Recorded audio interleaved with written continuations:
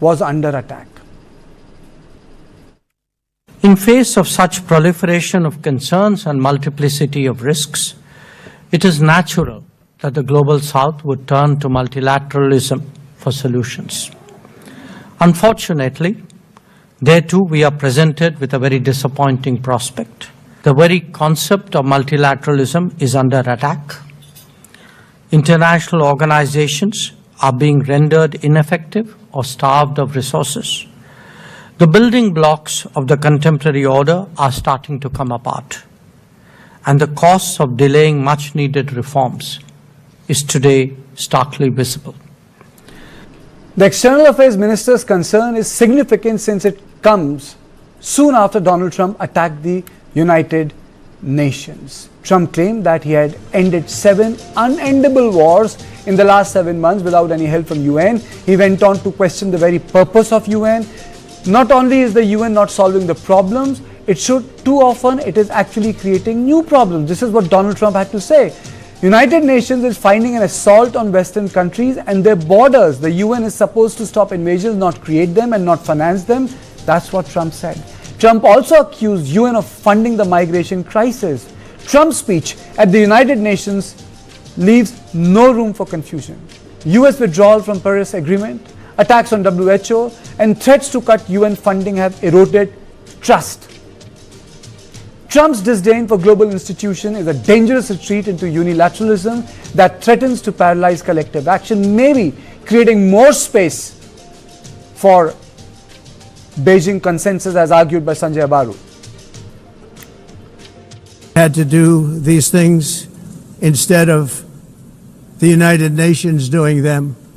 And sadly, in all cases, the United Nations did not even try to help in any of them. I ended 7 wars, dealt with the leaders of each and every one of these countries, and never even received a phone call from the United Nations offering to help in finalizing the deal. All I got from the United Nations was an escalator that on the way up stopped right in the middle. If the First Lady wasn't in great shape, she would have fallen, but she's in great shape. We're both in good shape. We both stood. And then a teleprompter that didn't work. These are the 2 things I got from the United Nations, a bad escalator and a bad teleprompter. I didn't think of it at the time because I was too busy working to save millions of lives. That is the saving and stopping of these wars. But later I realized that the United Nations wasn't there for us. They weren't there. I thought of it really after the fact, not during these negotiations, which were not easy. That being the case, what is the purpose of the United Nations? The UN has such tremendous potential. I've always said it. It has such tremendous, tremendous potential, but it's not even coming close to living up to that potential. For the most part, at least for now, all they seem to do is write a really strongly worded letter and then never follow that letter up. It's empty words, and empty words don't solve war. Let me introduce my guest. I'm joined by Professor Scott Lucas, Professor International Politics, Kilton Institute, University of Dublin. Thank you so much, sir, for joining me. And Professor Swaran Singh, Center for International Studies, JNU. Let me straight away go to Professor Lucas, who joins me from Dublin. Sir, Jaishankar has very clearly said that multilateralism is under stress. Are we witnessing ushering in of the American retreat if we decode the speech of Donald Trump, what he said in UNGA? When it comes to the Trump administration, it's a combination of a strand that we have had in U.S. history, which could loosely be called American isolationism, that we don't need to work with the world. That was sort of challenged by World War II, and the post-45 period has sort of been an approach to internationalism. But there's still an isolationist strand that's always been in American society, and you combine that with a president who is only in it for himself. So it's not even isolationism. It's Trump for Trumpism, and a group of advisors who quite often, let us be honest here, quite often are xenophobic, quite often are bigoted. including against Indians, by the way. You have all that there. And then you also have, at the same time, a recognition that there are other challenges to multilateralism. The UN does excellent work through its agencies. This is why I was so unsettled by the Trump speech. We could talk about the UN's great work with the environment. We could talk about its work in terms of UNESCO for education, science, cultural initiatives. We could talk about UNICEF for children. We could talk about UN peacekeepers, the Organization for the Prohibition of Chemical Weapons, the World Health Organization. I could go on and on. But the UN Security Council is effectively paralyzed. And it's paralyzed not because the UN doesn't do great work and not because multilateralism is wrong. It's paralyzed because of individual countries who have veto power. One of them happens to be Russia, which has paralyzed the Security Council over its invasion of Ukraine. One of them is China, which has limited what the Security Council can do in Asian affairs. And one of them is the United States, which has paralyzed the UN over Israel's mass killing in Gaza. So the fundamental problem, as the Indian Foreign Minister pointed out, is not that multilateralism doesn't work, that we need to reinforce it. We need to reinforce it through our own national efforts. We need to reinforce it through regional organizations. And we need to reinforce it in contrast to what Donald Trump did yesterday, not by insulting and demeaning the UN. And by the way, it was his own cameraman that forced that escalator to stop. It wasn't the UN. And we need to actually say, no, that while the UN could be better, it's actually by cooperating with each other that we make it better. It's not by doing it by saying we're going to walk away. Professor who starts his speech by saying, what did UN do for me? It gave me a escalator which didn't work properly, and it gave me a teleprompter which is not working properly, and that too from the president of the most powerful country on this earth. Do you expect the most powerful man to say that climate change is a hoax and green energy is going to kill you and it is a sham? No, you don't expect the president of the most powerful country to say this, but he said that and he got away with it. Professor Swaran Singh, do you think that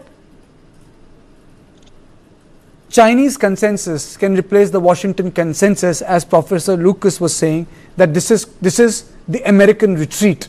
Can that happen? Because power abhors vacuum, and all these multilateral institutions, if America is not there, China can very well fill in those spaces.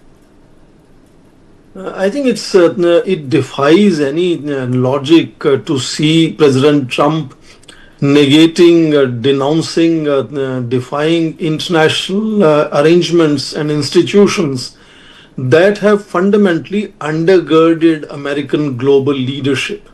It surprises me how can someone be so much up against one's own interest in that sense.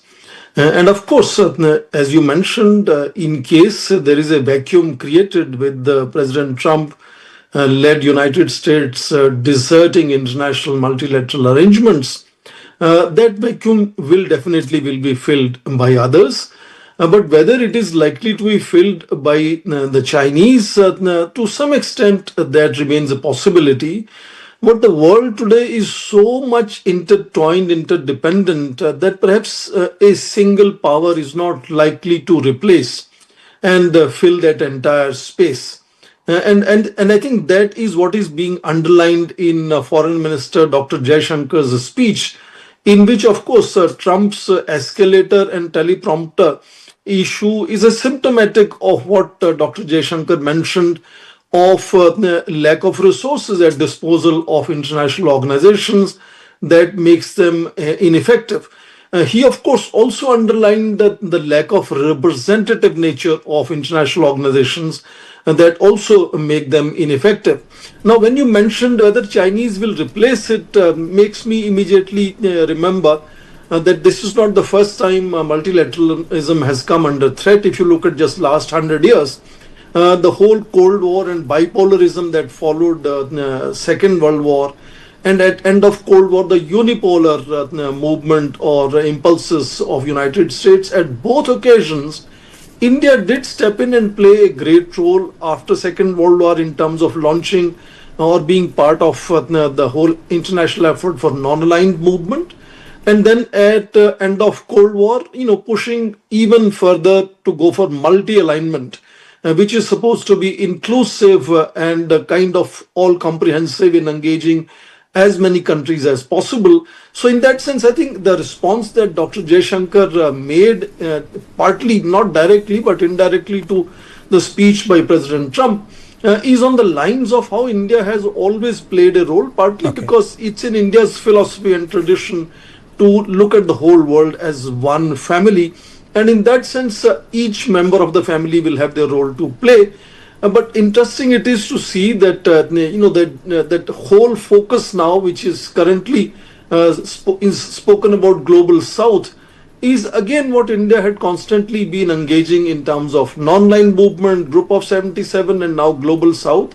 And what India fundamentally is saying that to make international organizations effective, they must be representative, and for that they must have space for the voices of global South. But so I think that what was there, sir, what was Chinese are not the only one who will be replacing United States. There will be other countries, including country like India, who will have expectations around the world to step in and also contribute. Professor Lucas, what was also there was nakedness of the intent, which very imperialistic in nature.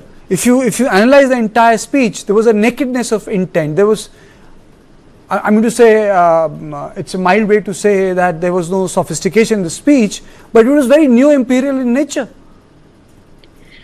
I'm not sure it's imperial, and let me explain why. When I think about the American empire, the quest for it, it was always the idea that America was involved in other countries. Now, it might be dominating them, for example. It wasn't necessarily an equal partnership, to say the least. This isn't really imperialism in that sense, because you look at Trump, and it's, in a sense, he's actually retreating from working with other countries. There's a threat that he'll retreat from working with Europe, for example. There's the threat he'll retreat from working with, say, with Taiwan, because he wants to curry favor with China. In other words, Trump will choose to intervene not on the basis of U.S. empire, but on the basis of, can I, Donald Trump, profit from this? In other words, American foreign policy has become a personal foreign policy to a great extent. I know there are advisors around Trump. I know that have their interest, but that man is there for his ego. That puts us in an unprecedented situation. And Professor Singh was very, very good in pointing out that rather than immediately saying that one superpower is replaced by another, this is more of a kaleidoscope of countries that will be maneuvering with each other, that will be working with each other. And that I think, if it's a question, for example, of China working with other countries and multilateralism, fine. But if the Chinese think we'll become the new imperialist, we'll become the new hegemon to replace the Americans, not fine. So I think we're going to be in a far more complex situation than simply saying swinging from Washington to Beijing. There are going to be a lot of maneuvers for us to cover in the next few years. So then where does it put India, sir? I'll bring back the discussion home. Professor Singh, how do we locate our interest? Where do we locate our interest then? I think simply because, as I mentioned, world is so intertwined that no single nation can pursue its either challenges or opportunities by oneself. Howsoever that nation could be powerful in terms of its economic heft or military power, world has to work together, and the nations have to take other nations along. And since that is very critically already there in India's DNA in that sense, India feels at home in that kind of multiplicity of voices, multiplicity of interests to work and find out how we can pursue India's interest while working with all other countries. And therefore, if you remember, right from 2015, the same foreign minister, Dr. Jaishankar, has been talking about need for strengthening multilateralism and the whole new idea of India being friend of the world, Vishwamitra, has also been projected, which means India understands that it cannot be Viksit Bharat or developed India by 2047 unless it builds developmental partnerships with as many countries as possible. Absolutely. And that is where I think ensuring that international arrangements that undergird multiplicity of these voices in multilateralism, in which case United Nations forms the very central piece and the most sacred part of that multilateralism, is the platform where such voices need to be raised, where we need to understand that in not just today's world but generally But especially in today's interconnected world, no way one can ensure peace and prosperity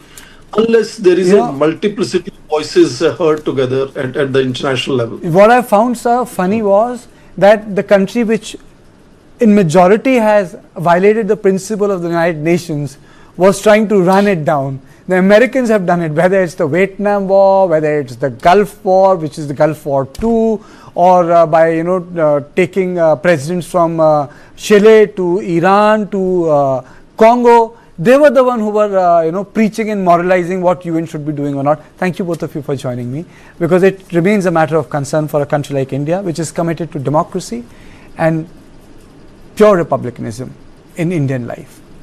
I also have on point 3, so don't go away. And on point 3 was on the eruption of protests in Leh.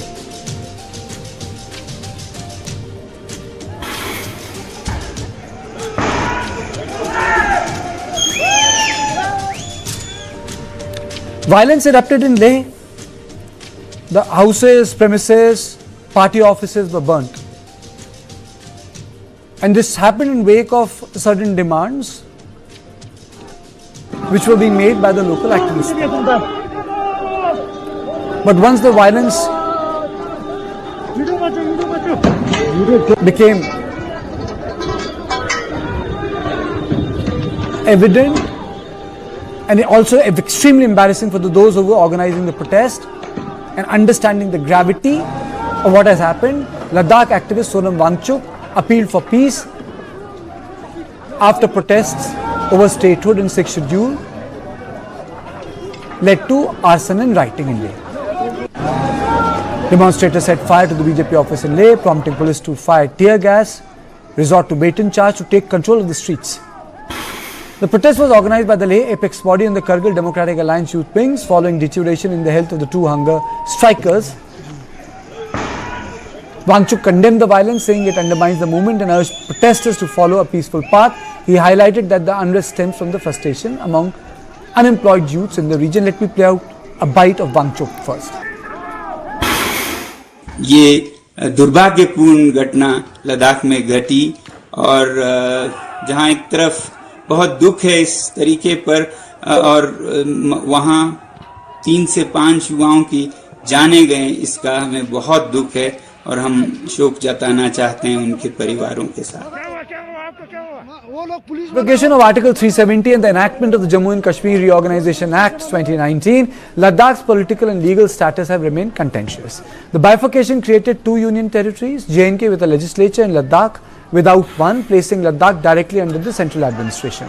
Now, demands have grown for Ladakh's inclusion in the 6th schedule. Some people are saying in Ladakh that it should be a full state. Though Wangchuk has ended his strike after 15 days, but the demands rest. The protest was held in support of the demand to advance the proposed talks with the centre.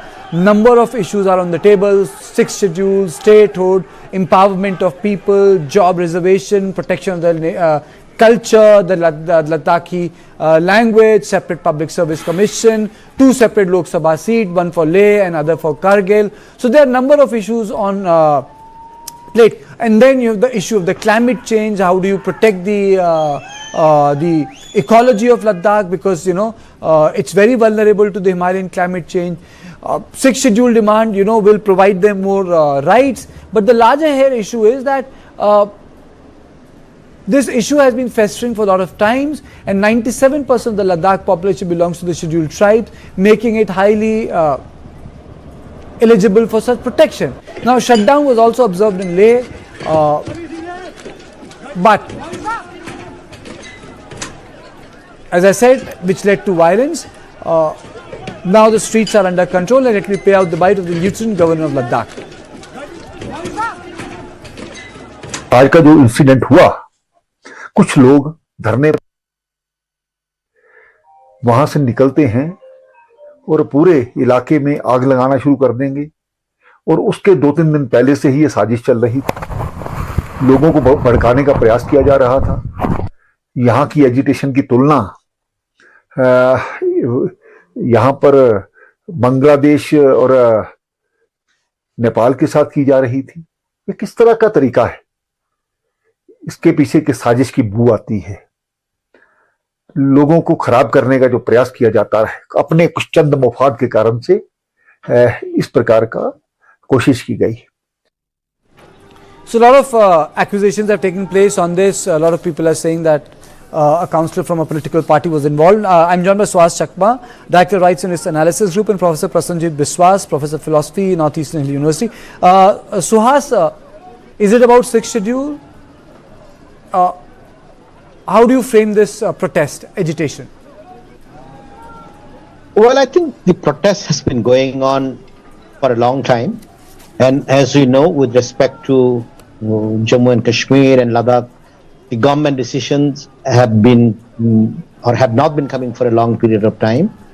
And I think it's very unfortunate what has happened.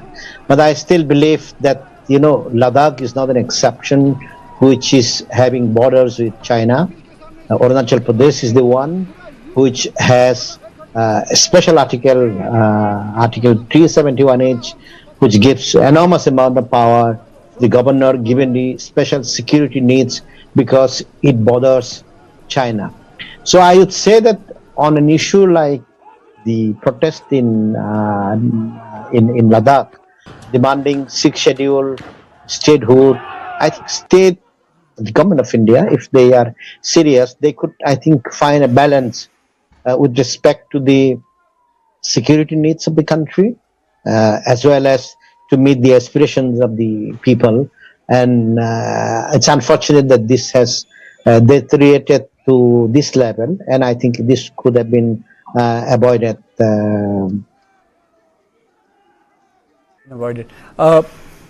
Professor Biswas?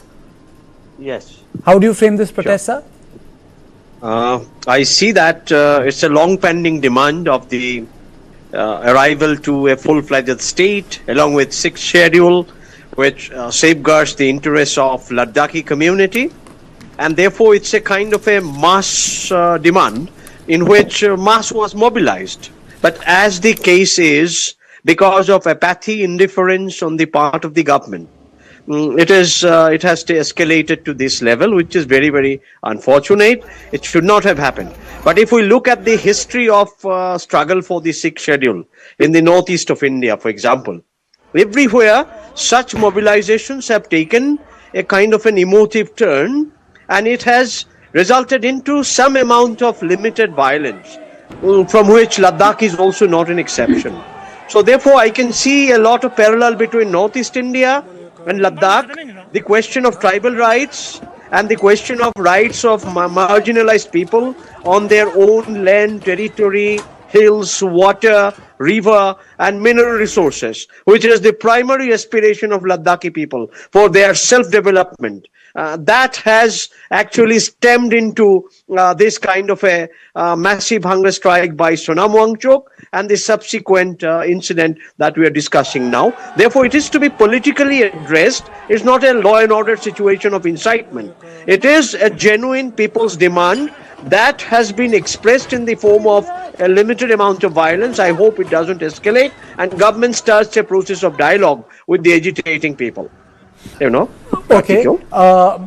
Suhas, the question is, when people talk about sixth schedule, when people talk about statehood, they need to be financially viable. They need to, be placed in a context of strategic viability, economic viability, political viability. Does Ladakh makes the cut? Well, absolutely. If you look at the Chakma Autonomous District Council under the sixth schedule in Mizoram, it generates effectively zero revenue. So if the Chakma District Council can sustain, obviously Ladakh as an autonomous district council can sustain too. And I would say that, I think the issue is not the economic viability. Because if you look at the economic viability, most of the states of the Northeast, with the exception of Assam, they cannot even generate 10% of the funds to implement the central government project. And I would say, in fact, this ratio of 90% funded by the central government, 10% funded by the states for many of the northeastern states is not viable, because when you have a population of, say, about 1 million plus, say in Mizoram or Arunachal Pradesh, how do you expect these states to generate that 10% of the funds? States like Maharashtra and Mumbai, capital itself, or Gurgaon as a city, they can generate much more funds. but these states are not economically viable. Not a single state, with the exception of Assam, is in any manner economically viable. So I don't think economic viability makes any case, but I think there is a strong case for national security given the fact that Ladakh borders China. That's why I was saying in the beginning that if Arunachal Pradesh could be given some sort of autonomy or statehood, which doesn't, where the governor enjoys more power.